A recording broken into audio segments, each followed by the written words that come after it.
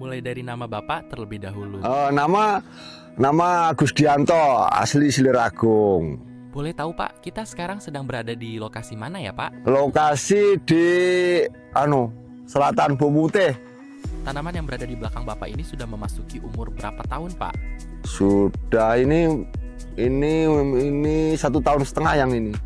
Sudah berapa lama Bapak menggeluti tanaman buah naga? Oh, sudah 15 tahun. Kalau boleh tahu, apa jenis buah naganya Pak? Jenis buah naga merah mawar. Kenapa memilih jenis buah naga tersebut? Karena enak dirawat, buahnya juga lebat. Iya, tonasenya juga lebih besar. Untuk total luas kebun buah naga yang Bapak tanam, ada berapa hektar? Yang satu lokasi ini 2 hektar. 2 hektar. Masih 1 hektar. 3 hektar. Ya. Kalau buah naga di kebun ini sudah memasuki usia berapa tahun Pak? Ini masuk usia 1,5 tahun. Ya. Sama. Bareng sampai ke belakang itu. Kalau yang di kebun satunya usianya sudah berapa tahun Pak? Itu satunya ada yang umur 10 tahun, ada yang 15 tahun. Masih aktif semua. Lalu sejak awal penanaman dan persiapan lahan, apa saja yang Bapak lakukan Pak? Misalnya seperti pemupukan, pengolahan tanah, dan perawatan lainnya. Ini dulunya sawah.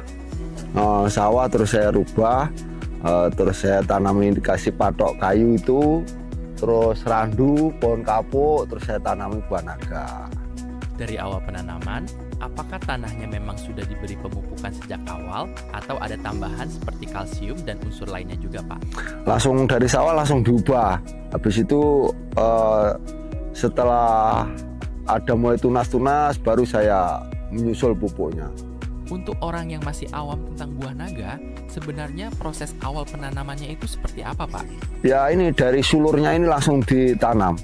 Ya sulurnya dipilih yang bagus, langsung ditanam, gitu aja. Punya sendiri sulurnya, punya sendiri. Awalnya Bapak mulai nanam buah naga itu karena tertarik sendiri atau ikut tren waktu itu Pak? Dulu iseng-iseng aja, ikut-ikut teman kok nanam buah naga, terus saya ikut. Ya terus dikembangkan sampai sekarang ini. Selama merawat buah naga yang sudah 15 tahun ini, tantangan dan kesulitan terbesar yang Bapak hadapi apa Pak? Cacar.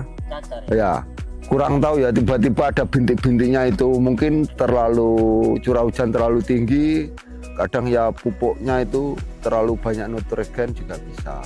Nah, kurang tahu saya, cuman kadang-kadang tiba-tiba itu kalau musim hujan deras itu cacarnya muncul. Ya bintik-bintiknya itu. Kalau untuk mengatasi kendala seperti itu, biasanya Bapak memberikan perawatan atau tambahan apa Pak? Saya kadang ya macam-macam funginya itu, jenisnya itu kan buahnya. Terus kalau penembusnya saya pakai apa itu ini labastik dari dulu, labastik. Kalau kalsiumnya pakai Vitala. Ya. Sekarang sudah masuk musim peralihan dari hujan ke kemarau. Dampaknya ke perkembangan tanaman seperti apa Pak? Kalau sekarang ini kan buah naga musim kemarau ini kan apa itu mulai perawatan sebenarnya itu kan mulai tunas-tunas baru gitu. Kalau sekarang ya soalnya dia kan waktu di musim hujan waktunya naga berbunga itu mulai bulan 10 itu terus berbunga sampai bulan 3, bulan 4 itu masih berbunga. Kalau pupuknya biasanya diaplikasikan dengan cara disemprot, lewat irigasi tetes, atau bagaimana Pak? Kalau pupuknya saya tebar semua ya, karena terlalu luas, terlalu sendiri saya. Jadi saya tebar semua, terus kalau nyemprot ya saya semprot kalau waktunya nyemprot. Sendiri kalau nyemprot-nyemprot, kalau pupuk ada temennya. Ini tadi pakai labastik ya Pak?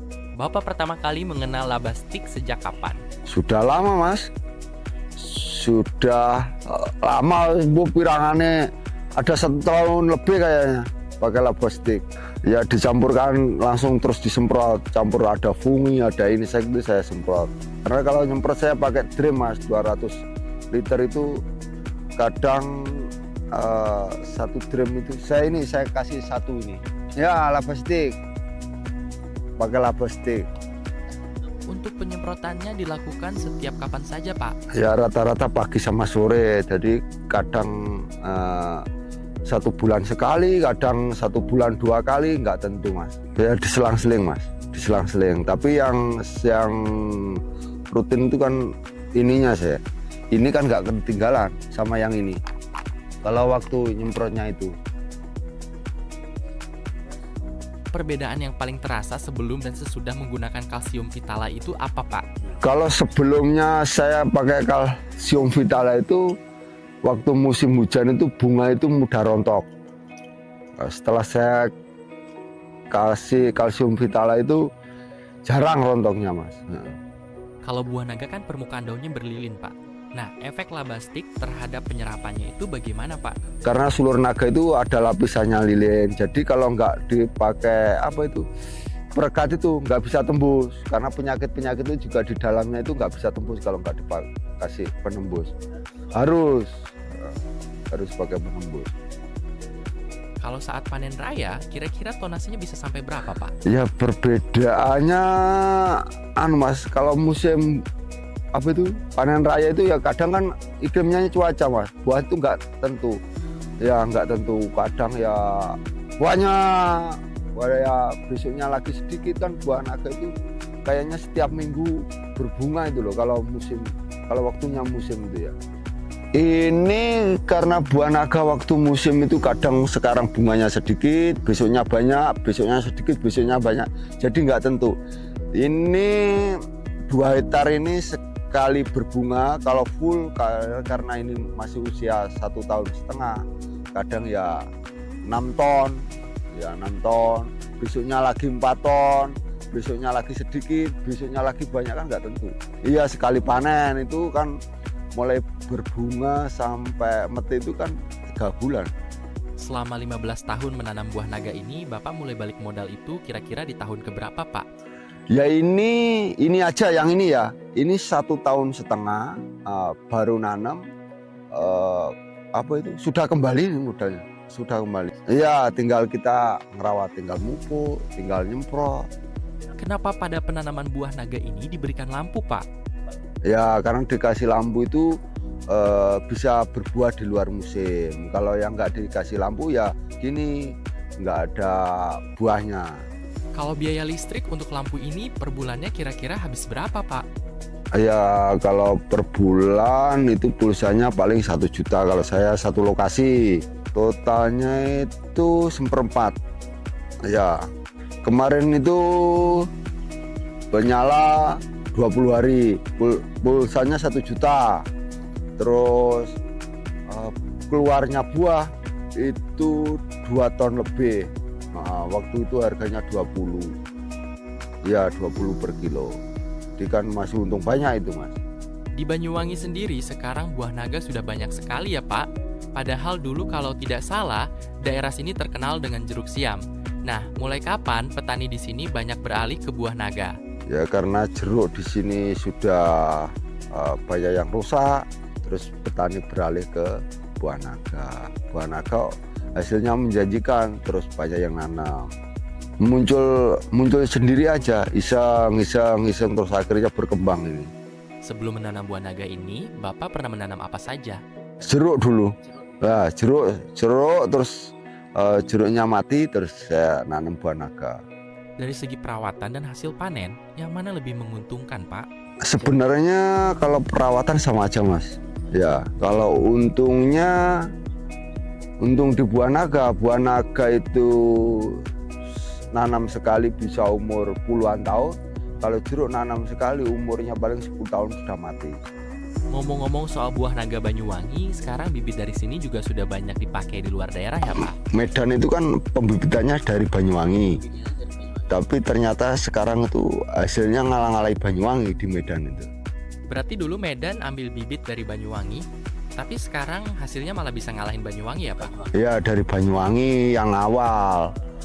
Terus Banyuwangi banyak, buahnya dikirim ke Medan, akhirnya Medan minta bibitnya dari Banyuwangi, ternyata di sana itu hasilnya juga lebih bagus, malah kalah Banyuwangi kadang. Berarti sekarang salah satu saingan penghasil buah naga Banyuwangi itu Medan juga ya Pak? Ya cuman Medan itu aja, yang lain tidak ada. Terakhir mungkin ada pesan atau motivasi buat teman-teman di luar Banyuwangi yang baru mulai atau masih belajar menanam buah naga, Pak? Ya saran-saran kalau mau nanam diolah dulu. Ini suluran untuk nanti kalau musim hujan airnya biar turun, biar kebuangnya, terus dikasih pohon randu. Kalau sudah hidup sulurnya tinggal menyusul, itu aja. Paling mudah buah naga itu tanamannya, soalnya dia kayak kaktus gitu loh, jadi nggak terlalu suka air ya. Jadi buah naga itu kan dia kaktus karena dia di musim kemarau itu kan. Sekarang kan musim kemarau kan malah bagus. Kayak kalau musim hujan itu terlalu banyak air, bisa kempos sulurnya itu. Baik Pak, terima kasih banyak sudah berbagi cerita dan pengalamannya hari ini. Semoga usaha buah naganya semakin lancar dan sukses terus ke depannya. Kami pamit dulu ya Pak. Oke, terima kasih juga Bos.